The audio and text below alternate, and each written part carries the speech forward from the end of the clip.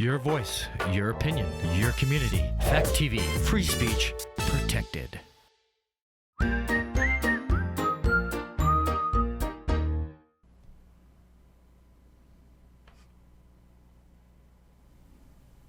What is wrong with you? Seriously. What's with the smile? It's creepy as hell. All this and more on Gory Storytime.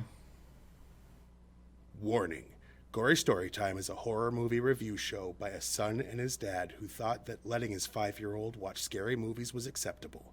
If you are offended by horror or talk about blood and gore by a child, or if you don't want horror movies from the 60s through today spoiled, then there is a remote stuck in your couch cushion next to potato chip crumbs. Use it. And of course, parental discretion is advised. Why? You didn't use any. Shut up and start the show.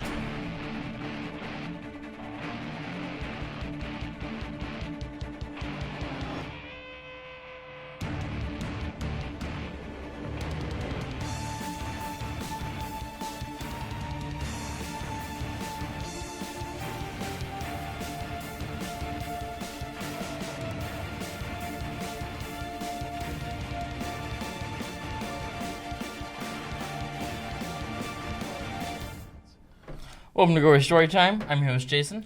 I'm his co-host and his father, Craig. And this week, we don't have the poster up here, but things are a little different today. We have someone else doing the production or whatever, so... So if you don't like today's episode, it's Eamon's fault. Sure, blame I love being able to blame others, because... Yeah. Or maybe we just suck. Anyway. No. This week we're going to do our fourth and final in our series of 4 movies from last year that we watched towards the end of last year, basically, while we already had specific movies to watch for the show, so we just haven't gotten around to them. So far we did what was the first one we had done? We did Terrifier 2. Terrifier 2, then X, Pearl, and now Smile. Yes. All right. Let's see. Smile, to give a basic premise. If you've ever seen It Follows, which we've also reviewed, it's very similar, where it's a creature that attaches itself from one person to the next, and it'll kill you once it's attached to you. And you've basically, the only person that survived has to, like, get it to go after someone else. And there's very specific ways to do that. So it's very similar to that. It Follows in that way. Only this one is, you see things that aren't there. You see people smiling at you very creepily. And the only way to get rid of it, it makes you end your own life. Through tragedy. It basically makes you end your own life, and it makes you do it in front of someone, and if someone sees you do that, it passes on to them. Yeah. So it doesn't really want you to do it away from folk.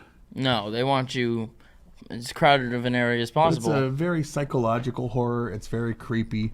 And why don't we let them see the trailer so that they know just what we're talking about? Whoa.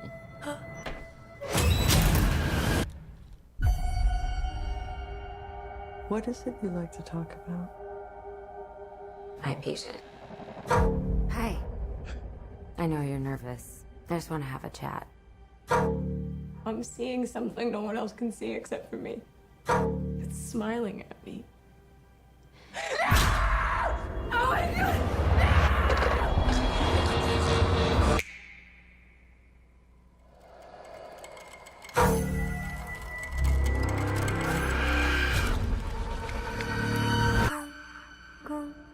Yesterday, a patient in your care died brutally in front of you. I need to find an explanation for what happened. It's smiling at me. It's smiling at me.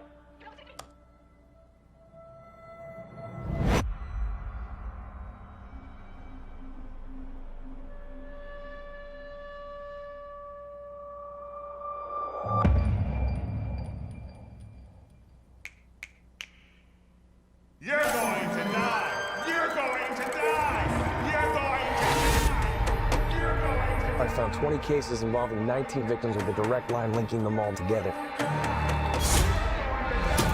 You said only 19. Why is it that everybody else who's seen it is dead and you're alive? I've seen it too. You? How long between each victim's death? None of them survived longer than a week. Today's my 4th day. I am not gonna keep running. I have to face it. How does it make you feel?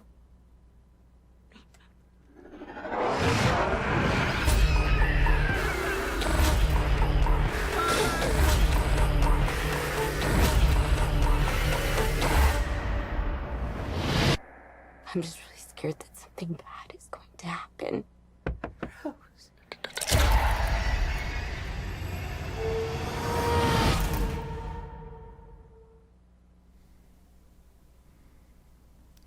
Alrighty.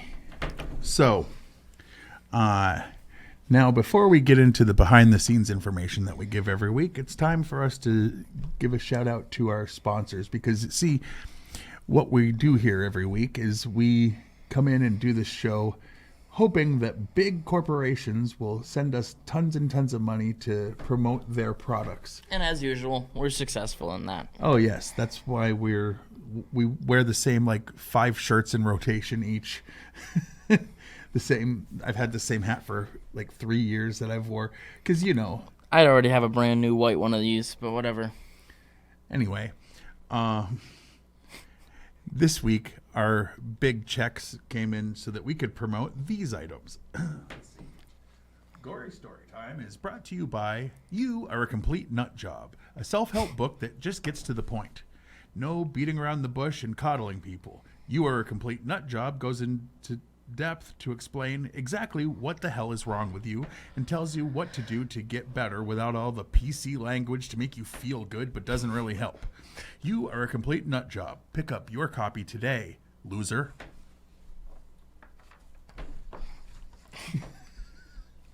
Gotta tell you, I want that book to sit on my shelf and never read. And by Great Grins, the complete system for a clean, fresh oral experience. Great Grins has everything you need for your oral pleasure. Our minty toothpaste. Hold up. I like it when they word ads like this. For your oral pleasure. All right. Our minty toothpaste, whitening strips, toothbrush, and breath freshening mouthwash will give you the satisfaction that no other brand can. Use Great Grins today, and you too can have the whitest teeth your loved ones have ever come across. Anyway, all right. So I'm proud of these. That's our big I payday. was already thinking I needed a new toothbrush.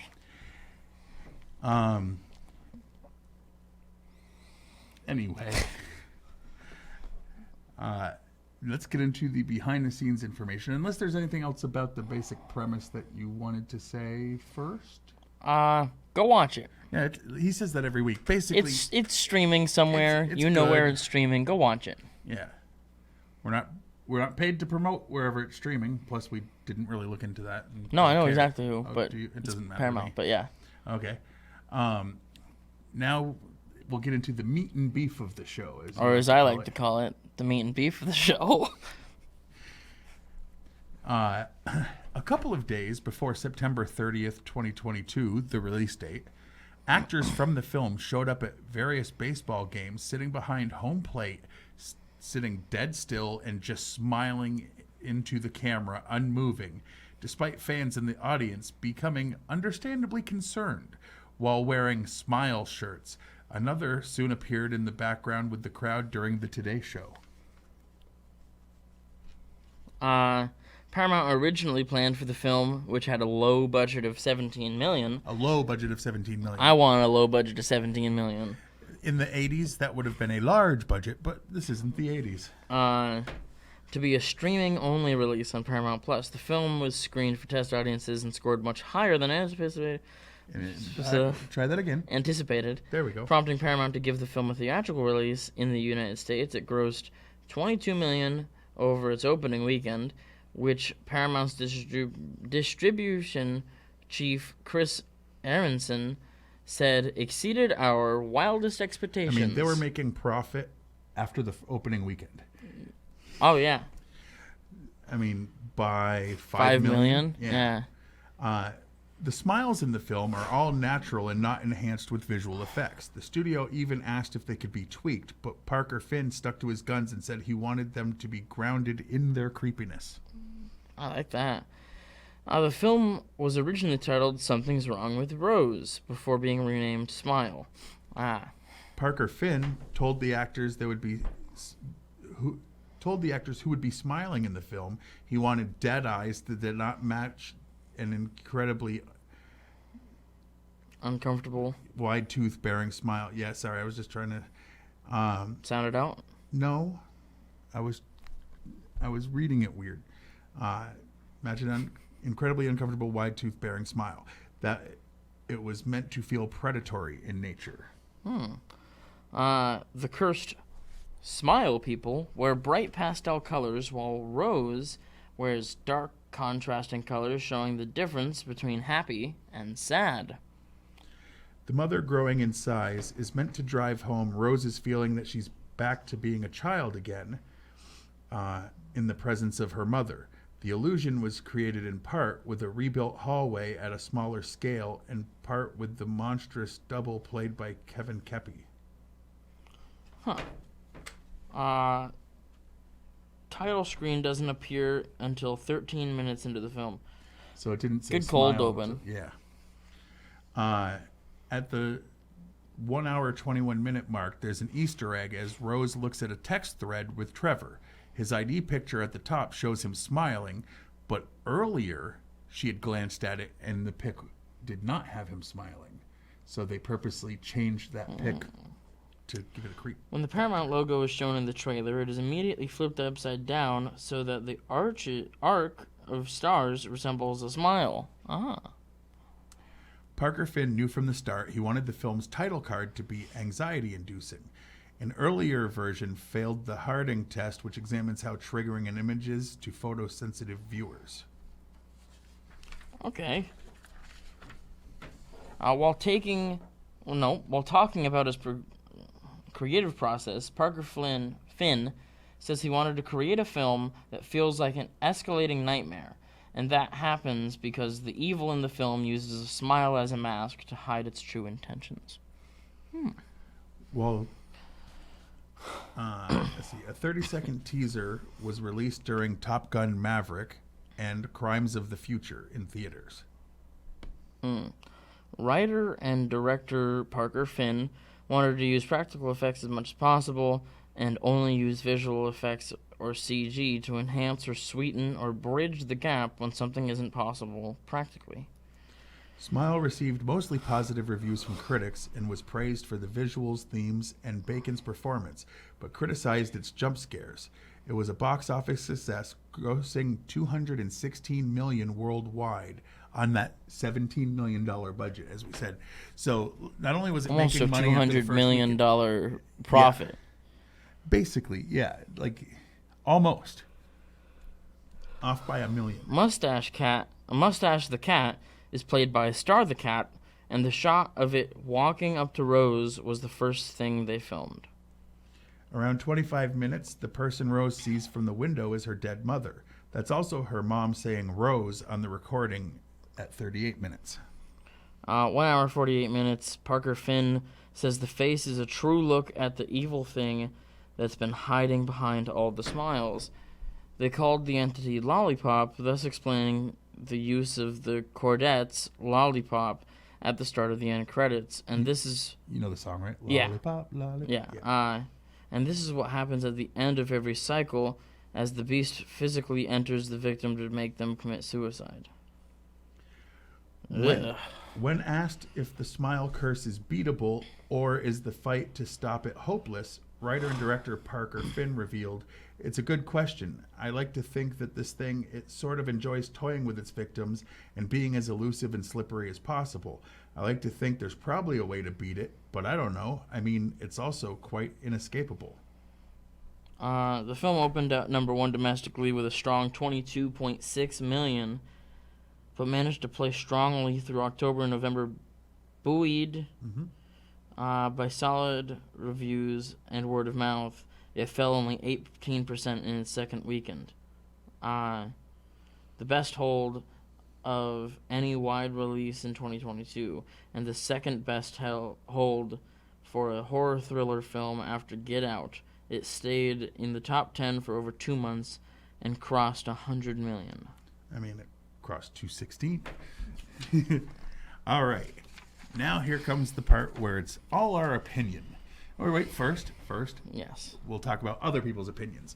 Rotten Tomatoes is a website where they take all the critics across the country, or sometimes, I don't think they're all just American. I don't think so. And they take the reviews and they just boil it down to, was it positive, was it negative?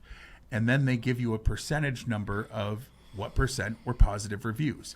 So when it says it's high or low, it's not saying that it's good or bad. It's saying more critics said it was positive if it's high, and less said it was positive if it was low.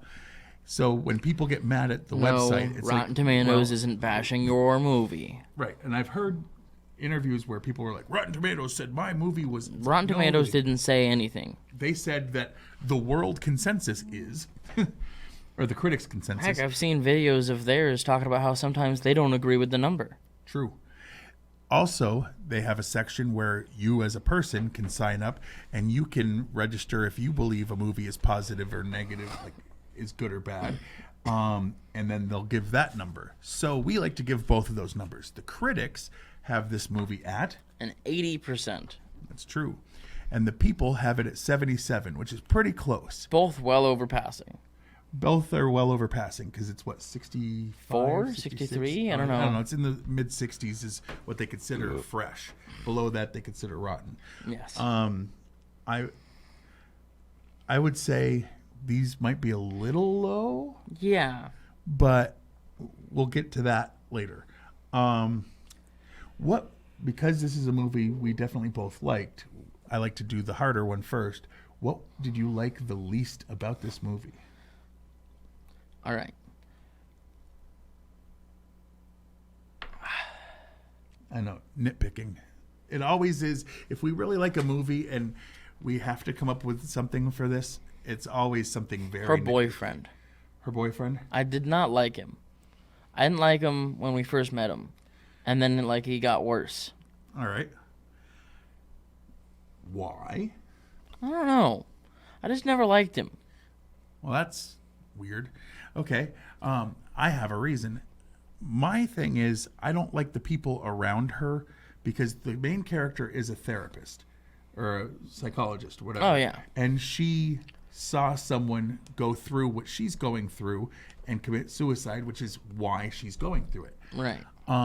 The fact that she's trying to tell these people, no, whatever's going on is what's outside. What it's not within me. And you've known, the boyfriend and everybody else who knew her whole life is like, we just think you out of nowhere snapped went completely lunatic. Nuts. And it doesn't make sense. Like, if you know her and you know her intelligence and you know the way she thinks, that should give her some sort of leeway where you go, okay, we should look into this, something's up. So that's why I didn't care for the boyfriend, but I didn't care for a lot of people because they all basically immediately turned on. I liked the Laura. The second she's like, there's a thing, everyone went, loser. I liked Laura for her 30 seconds. And I liked Rose. I get it. Now, what was your favorite scene or part of this movie? All right. So, she's at a birthday party.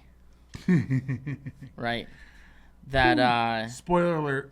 Watch this movie before you hear what he has to say. Go watch. Go. Come back. Go watch it. Absolutely. All right.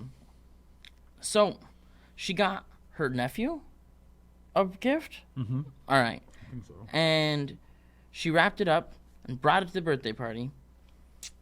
And he opens it. And inside of that box where the toy would have been, it's a dead cat. It's her dead cat.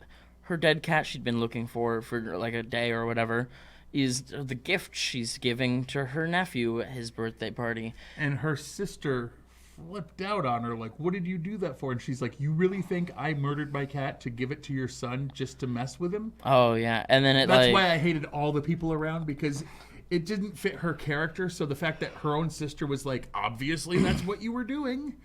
And, like, then it has, like, I think Laura as the smiling woman in the chair. And, like, that scene, beginning to end, is probably the scene that makes this creepy, movie, it's like, messed up. exactly what it is. It is. Me personally, I like right at the beginning when she witnessed The smile victim. And I mean, the woman, this isn't even much of a spoiler because it's literally before they hit the word smile on the title screen. Oh, yeah.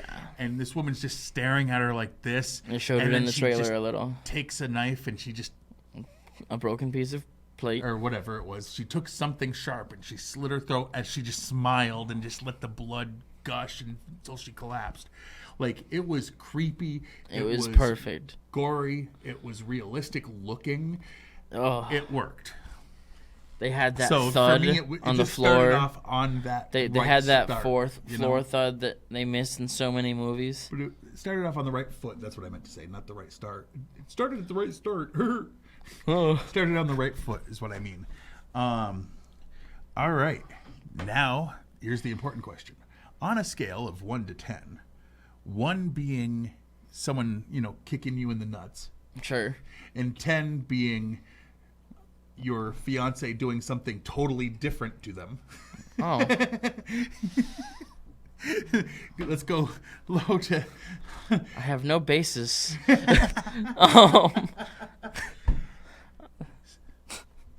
No comment. None. Not a 1.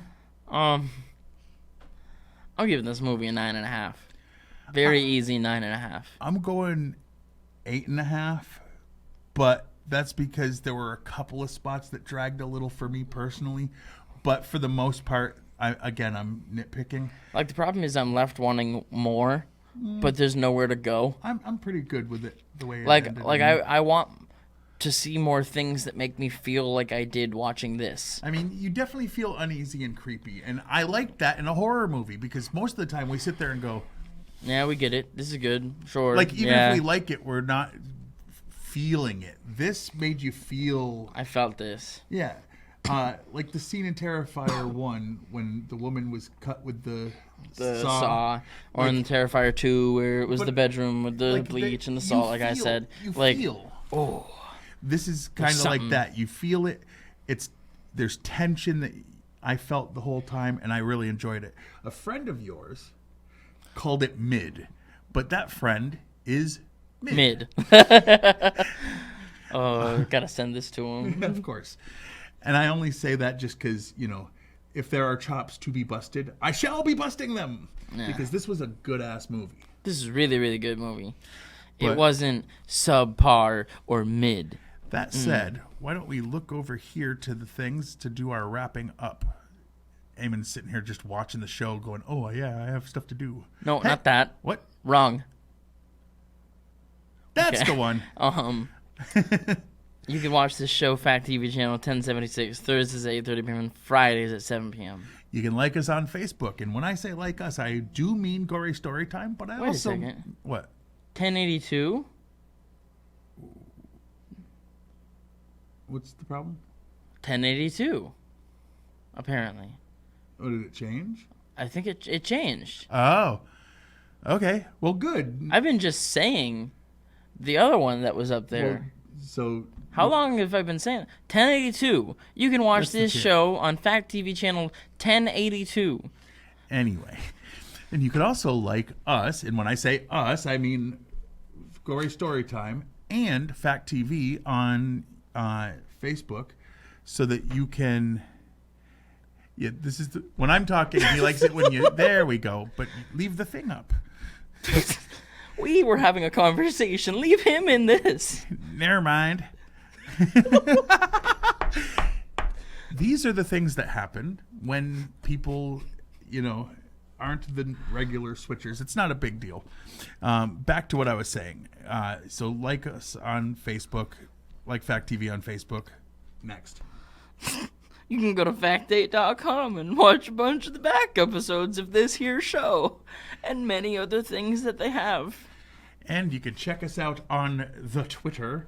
I am at Craig Jakes, all one word, all lowercase, and you I'm are at Jiggly Firm Brain. I only tweet things that he says that I find funny, in or out of context, usually out of context. I still have 2 things to tweet. I have 2 things saved up for me to tweet. And the last little thing is check out Gory Storytime on YouTube. Go to YouTube, type it in. The 2 things that'll come up is the Gory Storytime page, which is mine, and please like, subscribe, smash that notification bell, all that good stuff. But also, it'll bring up episodes that are on Fact TV's page, and go ahead and like and subscribe and smash their notifications too, because why the heck not?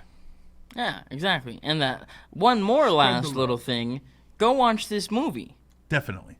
Like, if you're sitting here not watching the movie, that's a waste of time. Be watching this movie. I mean, and watch us and, at the same comment, time. like, subscribe, 3 all different those screens. Because, help us out. All right. And then that one. All right, okay.